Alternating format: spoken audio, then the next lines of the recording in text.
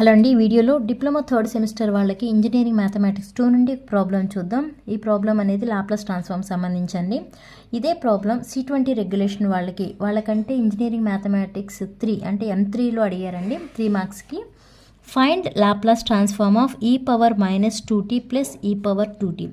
Okay, ఇచ్చిన problem ఇది. మీకు ఫస్ట్ ఏం తెలియాలి, లాప్లాస్ ట్రాన్స్ఫార్మ్ సంబంధించి మ్యాక్సిమం ఫార్ములాస్ అన్నీ నేర్చుకుంటే మీకు ప్రాబ్లమ్స్ అనేవి చాలా ఈజీ అవుతాయి.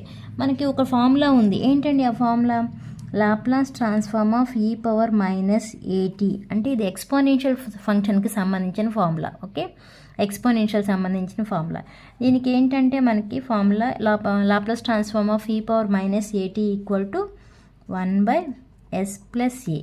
అలానే Laplace transform of e⁻at equal to 1/s minus a. ఈ 2 తెలిస్తే ఇక్కడ మీకు ఆన్సర్ వచ్చేసినట్టే. ఓకే, ఇచ్చిన ప్రాబ్లం ఏంటో ఒకసారి నోట్ చేయండి. Laplace transform of e⁻−2t plus e⁻2t. Okay, ఈ లాప్లాస్ ట్రాన్స్ఫార్మ్ అనేది రెండు టర్మ్స్కి విడివిడిగా అప్లై చేయండి. అంటే Laplace transform of e⁻−2t plus Laplace transform of e⁻2t.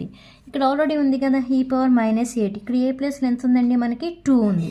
అంటే ఇప్పుడు ఇక్కడ ఏమని రాసుకోవచ్చు? 1/s ప్లస్ 2 అని రాసుకోవచ్చు కదా. ఈ ప్లేస్లో 1/s plus 2 plus Laplace transform e⁻2t equal to, అంటే e⁻at ప్లేస్లో ఏముంది? ఇక్కడ 2t ఉంది కదా, 1/s మైనస్ e. అంటే ఈ ప్లేస్లో ఏమని రాసుకోవచ్చు? 1/s minus e. అంటే ఇక్కడ ఏ ప్లేస్లో మనకి 2 ఉంది కాబట్టి 1/s మైనస్ 2 అని రాసుకోవాలి.